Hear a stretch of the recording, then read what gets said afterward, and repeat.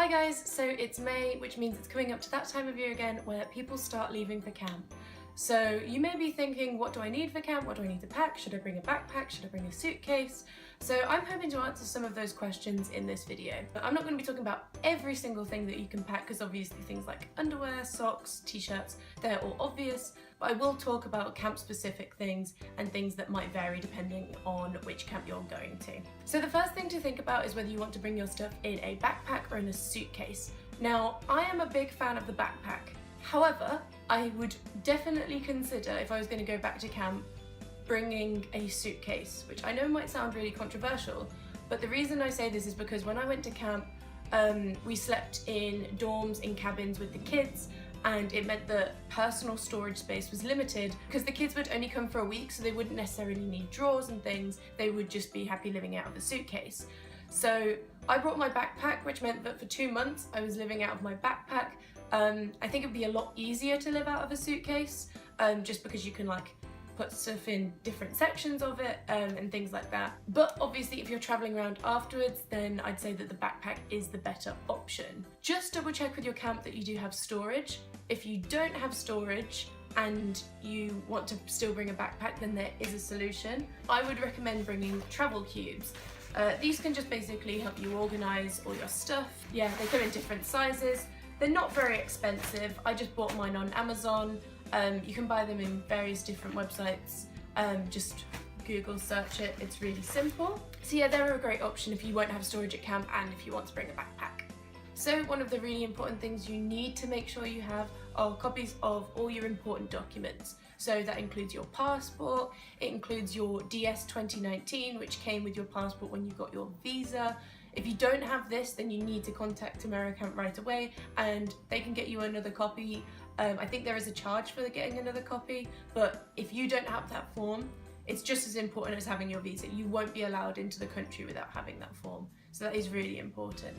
Other things that are really important to include are insurance details, copy of your flight details, places that you'll be staying before camp, the actual address of the camp itself, and your medical form that you got signed by a doctor as well. If you can bring photocopies of these, that would be really helpful. Don't photocopy the DS 2019 because it comes on a specific sized paper which isn't A4, so that needs to be the original. If you want to bring a photocopy of it as well, then that's great, but just make sure that you've got the original copy with you and just double check that you've got all the forms that you need to bring. Things may change from year to year, so there may be a form that I haven't mentioned that you need to make sure that you've got with you. So in terms of camp specific clothing, this can range a little bit depending on where your camp is in the US.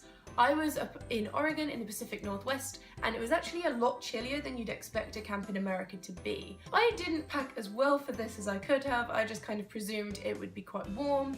One of the things I would definitely recommend you bring, regardless of where you're going to be, is a waterproof jacket. It doesn't have to be an expensive one, it can be a really cheap one that you found online, or if you have one anyway, just bring that along too. It just means that when it rains, and it will rain, that you have something to keep you dry if the camp still goes ahead with all of its activities. So yeah, bring a waterproof. In terms of clothes generally, just bring things that you won't mind getting ruined.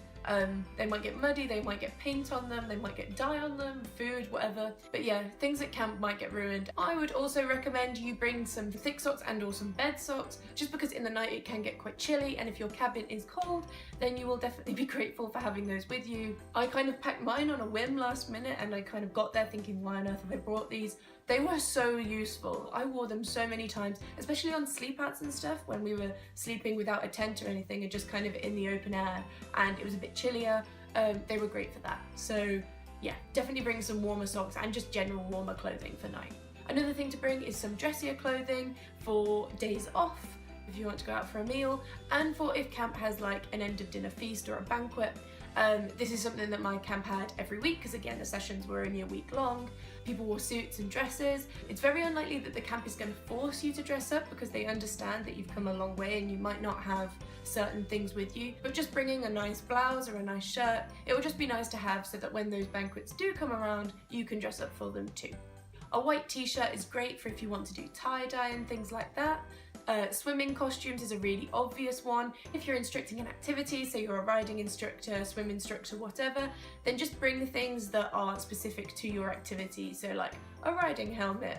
But as well, camp do offer some of those kinds of things. So let's say you can't fit your riding helmet in your bag, then there will be riding helmets for you to use when you do get to camp, unless they tell you otherwise.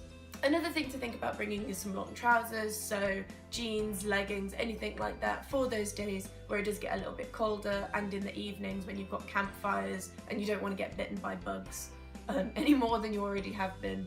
So in terms of footwear, bring some shower shoes. Communal showers aren't necessarily going to be the cleanest thing. Some camps will let you bring flip-flops, some won't. Just talk to them about what kind of shoes that you can wear in the shower. Another thing to bring is chacos. Now, these kind of look like walking sandals, and yeah, they're not the most fashionable thing in the world, but they are so comfy. They're great for hiking around, even when it's hot. They're just easy to put on, and they're just a really versatile shoe. A lot of people at camp wear these, so even if you're thinking, oh, I don't want to be wearing those, it's just a great thing to bring along. I'd really recommend them. I didn't bring them, and then ended up trying on my friends randomly, and I wish I'd brought them. I actually bought some for Thailand, which was the next trip I was doing, just because they were so useful to have. One thing to bear in mind with everything you do bring to camp, especially with clothing, is you need to make sure that it's appropriate to your camp. Don't bring pieces of clothing with drug references and things like that on them. Just make sure it's generally appropriate for kids. Depending on the camp you're going to, there may be more restrictions. So I know my camp didn't allow flip-flops, and it asked for a one-piece swimsuit and swim trunks rather than like a bikini and speedos and things like that. So just be aware of the general restrictions. In terms of accessories and things you want to bring, don't be bringing the expensive rings, don't be bringing the expensive bracelets and jewelry, because they will get lost, they will get ruined, and to be honest, there's no point in bringing them anyway. There is this thing called camp fashion, and people just wear like the most brightly coloured, strangely coordinated things, so you are going to stand out if you're there dressed head to toe in jewellery. In terms of accessories that you should consider bringing, first and foremost, I would definitely recommend bringing a watch. I bought this one for $10 at Fred Meyer when I got to camp because I realised how useful it would be to have.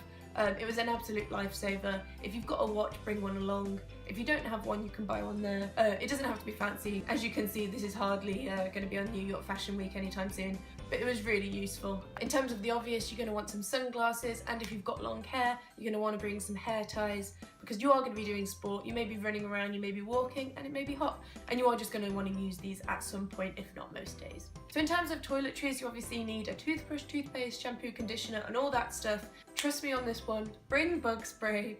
If you don't need it, great. You probably will.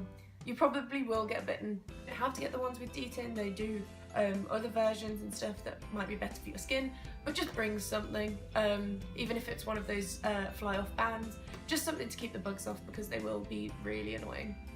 For when you do get bitten, I would recommend bringing some Tiger Balm. I don't have mine with me at the moment. This is just a great thing to just put over the bites and stuff to stop them itching when it does happen. Bring the sun cream as well. Even if you're not going to be in the hottest part of the US, chances are there's going to be at least a couple of warm days, and you're going to want to make sure that you're not going to get burnt, because you will be outside for most of the day, most likely. So in terms of extras that you want to bring along, you can bring a pack of cards. This is great to get to know counsellors. You play them with kids as long as it's a camp appropriate game, just when you're like waiting around or if it's raining and things like that. Bring headphones. A lot of camps don't allow you to use your phones around the kids, which is fair enough. And counsellors are often asked to put their technology away, at least until they're on break and things. But if you just want some chill out time, bringing headphones is a great way to do that. It can be a bit hard to get away from people at times, and it's just nice to kind of have a bit of space. And even if there's not a physical space, I find that headphones is just a great way of like saying, no, I want some time to myself. Bringing a phone with you, even if you have to put it away, is a great thing, or at least something that you can Skype home on. And let's say you get a bit homesick and you want to talk to someone, then you're free to do so if you've got your own device to do it on. Again, in terms of technology, bring chargers and adapters. This is a worldwide adapter. I bought this from Asda, I think, but you can get them on Amazon. And it works in like 25 different countries, including the US. You will need an adapter, or you'll need to buy one or borrow one when you get over there. And obviously bring chargers. So if you're at a more rustic camp like I was, you may be sleeping in a sleeping bag. If you've got one that you want to bring already and there's space in your rucksack, then go for it. But don't feel like this is absolutely necessary. They're quite cheap when you get over there. I'd also recommend bringing/buying a square one. rather than like those kind of caterpillar shaped long ones, just because you are going to be sleeping in it for 2 months, and it's nice not to have to sleep kind of like a stick and restricted. So the square one just gives you a little bit more flexibility in like how you actually want to sleep. My computer has stopped working. Work. Yay. Okay. Another thing you might want to bring if your camp doesn't allow you to bring phones and stuff around the kids is something with an alarm on it. You will be getting up quite early, and eventually you'll probably get into the routine of waking up at that time, but especially for the first couple of weeks you are going to want an alarm. I'd recommend setting an alarm anyway, but that's besides the point. Just bring something other than your phone that can have an alarm on it. I used my watch. It wasn't the most reliable thing in the world, but it did the job and it woke me up, and then I'd get the kids up. So the kids don't need the alarm, it's more for you.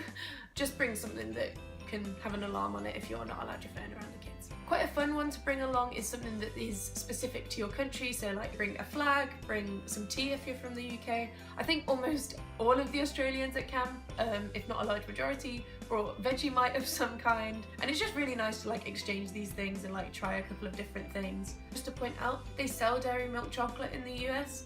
It's not dairy milk chocolate, okay? Don't see it and get excited because it's okay, but it's not dairy milk. So going on to a list of things that I would suggest not bothering to bring.